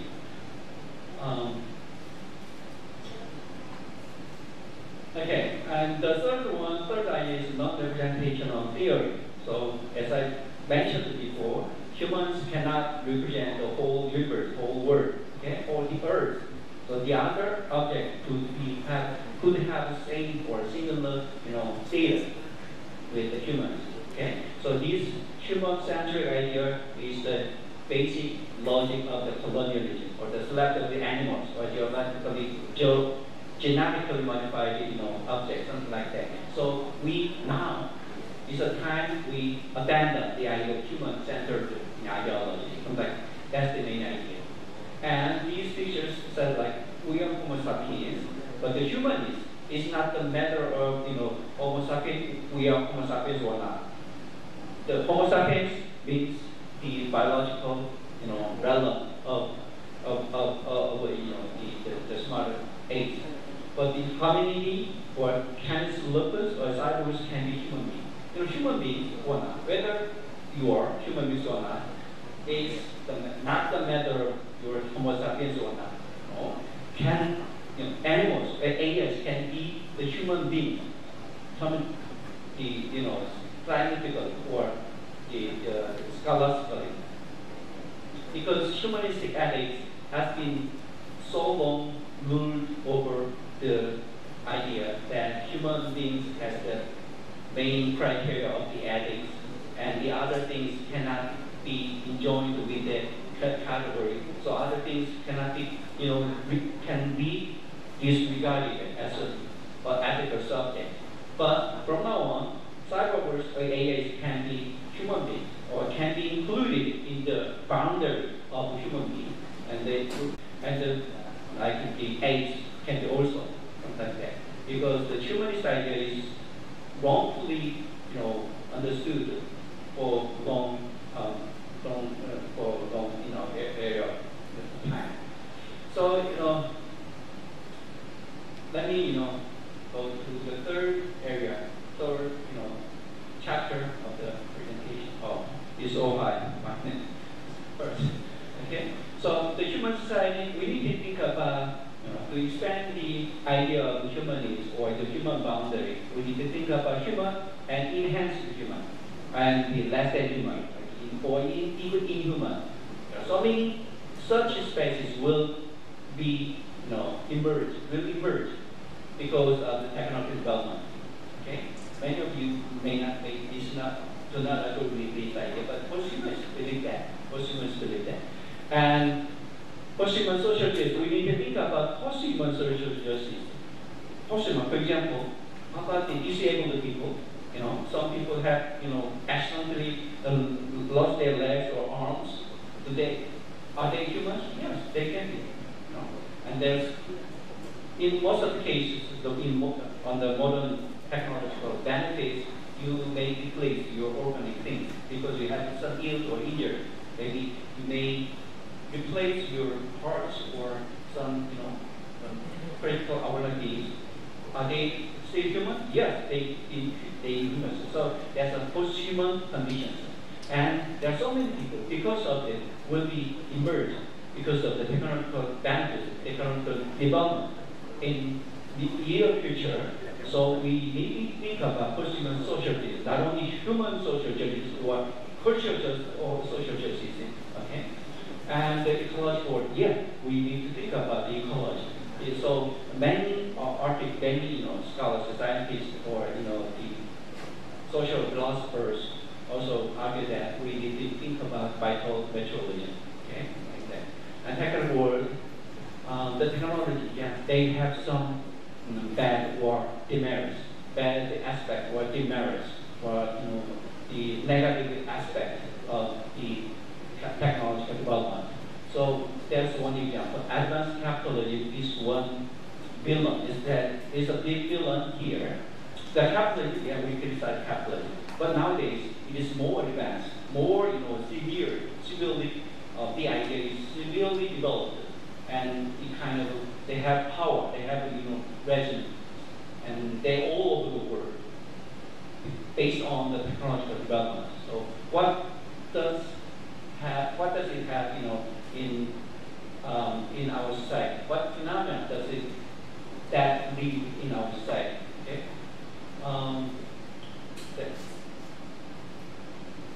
Bioinformational capitalism is one example. You may develop the biologically enhanced people, okay, and like what's the example? The genome project, human genome project, is a biological recapture, biological, the adjustment, something like that, is a biological bioinformational capitalism. The capitalistic idea, they try to do such a development to just make money or expand the capitalistic regime. So it's critical. It can be precise. And this one is another example. Is autonomous vehicle like Tesla, the autonomous vehicle. So the philosophers they have been thought about the conceptual experiment like the trolley dilemma, and what if the Tesla over the autonomous as an autonomous vehicle, and the Tesla car ran into the crossroad, and there's only two way. Which way that the Tesla made this direction? That's a dilemma situation. Maybe we need to think about maybe before the autonomous vehicle, maybe the answer could be, okay, you avoid the many people, you just run into the smaller one. That's the more ethical way or ethical decision. But from now on, the one who has responsibility in autonomous driving is not only the man behind the wheel, because it's an autonomous vehicle. There will be no driver.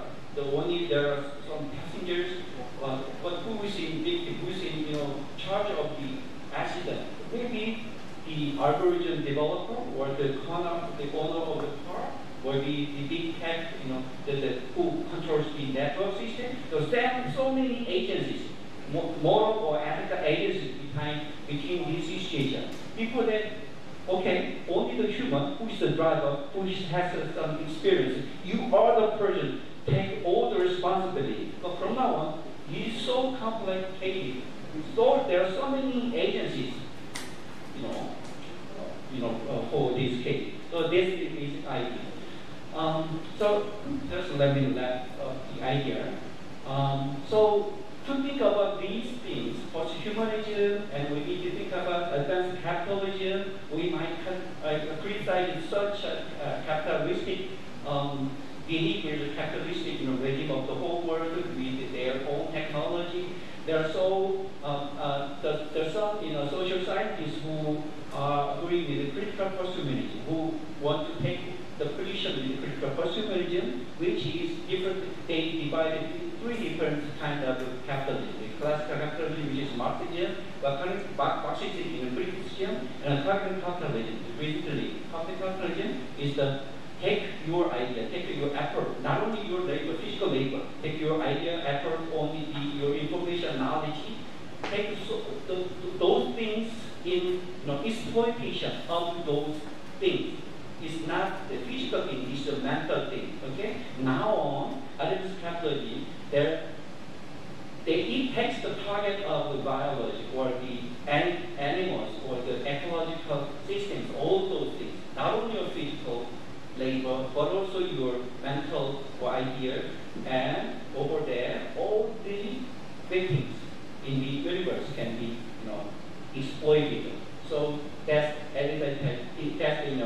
criticism about the advanced capitalism.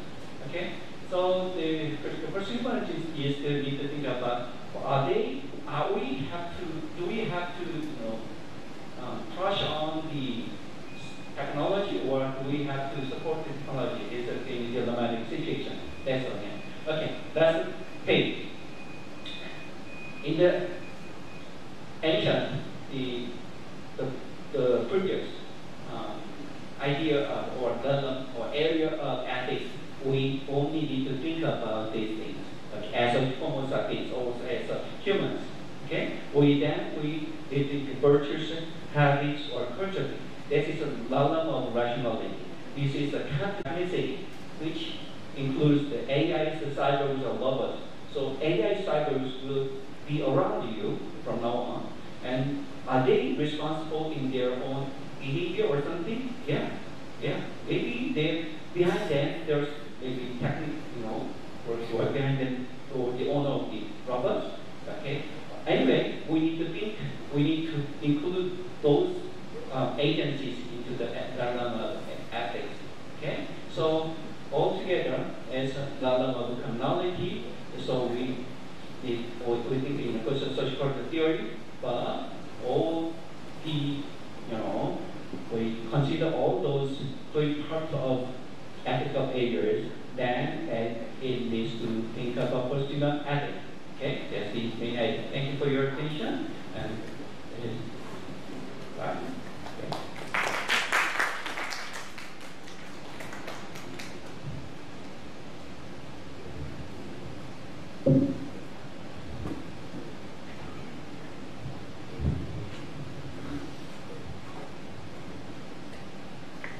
Thank you, Professor Park Seo-kyung from Chonbuk, National University, South Korea.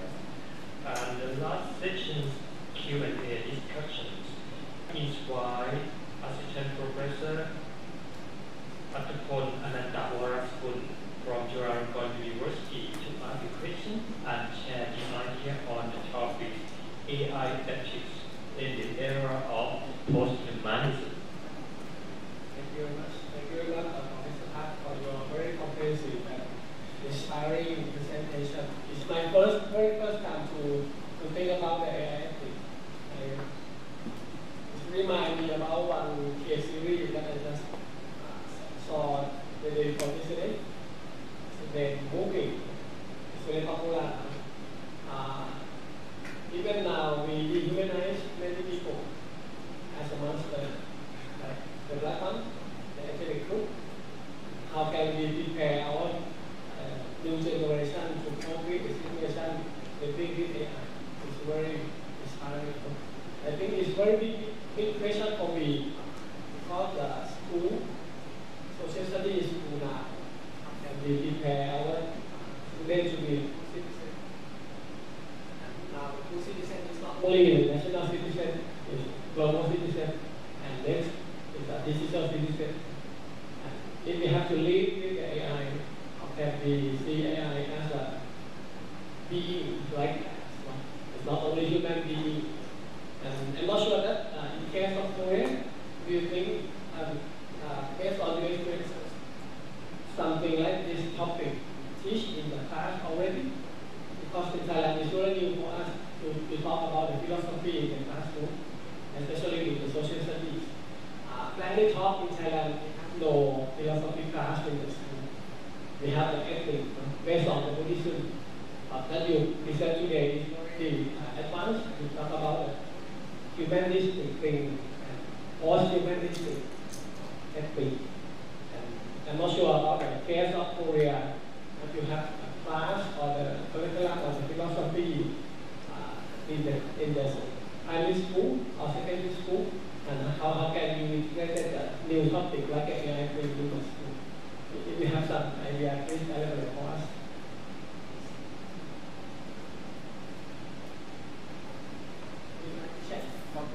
Maybe.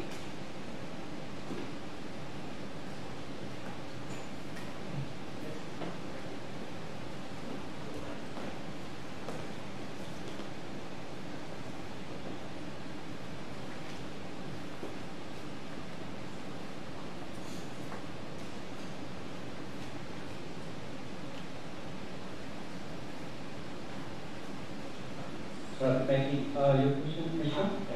Would you please elaborate more on the philosophy class in the Korean school and how can you get that new topic like AI ethics in the classroom? That's a fundamental question. Maybe, to be honest, these days, nobody actually wants to study the philosophy at all. The area is also, even if to understand the possibility of AI and its merits or demerits of AI in the future, and how the AI development affect the human society, we need to think about the philosophical understanding of the material shift of the modern era. How the effects of material shift can have a spiritual quality, the old one, and not so much studies has been done recently, and only like I haven't introduced to you the new naturalistic, new materialism, or non-representative theory, or object-oriented ontology, those are the major understanding, major theories of understanding the AI and the new trend of philosophical studies. So maybe in schools we maybe take the different stance of the mind body dualism, because it has been influential so many years in not only the social science but also in natural science. The dualistic thinking should be now is not the time to be kept, okay? And the naturalism or the monolithic thinking should be invited to the school curriculum or anything, but through the way of three different types of small theories like that. Is that answer to your question? I learned some about the philosophy class from British education that provide like a philosophical inquiry school or something. There's a community of philosophical inquiry. We can get many topics in that kind of class. And do you have any class in Korean education like that? Moral education? Maybe in college level, yeah, the professors do many adventures, teaching for students, not in the secondary, first primary or secondary school level, or the Korean society has been usually ruled by the content textbook curriculum, so there's not so much idea or the opportunity to teach those things to the students. But in college level, yes, I'm trying to introduce those ideas to the college students. Yeah. Very impressed by your passion to study about the AI. And to me, it's very advanced to our experiences, because in Thailand, only some progressive schools in July try to open a new course on the philosophy that touch upon the value of living, the purpose of living. I will share your idea to my students. It's very interesting if we can discuss in the very advanced and very new topic like AI. It may be good to students, because study is not only subject that prepare students for the future, right? But we have to prepare them for 1 hour a day. And AI is not the future, it's now. And I think for our young generation, they're living with AI not by choice. Very, very interesting how can we develop the idea about it, especially for the social study class. I'm not sure that the question or comment on our friend from Korea and Japan. We'd like to discuss it the part is your time.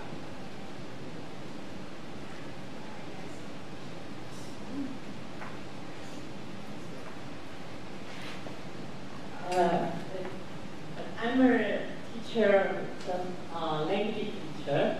But basically, I have experienced asking students to use AI or ChatGPT as a tool produce their sentences in English.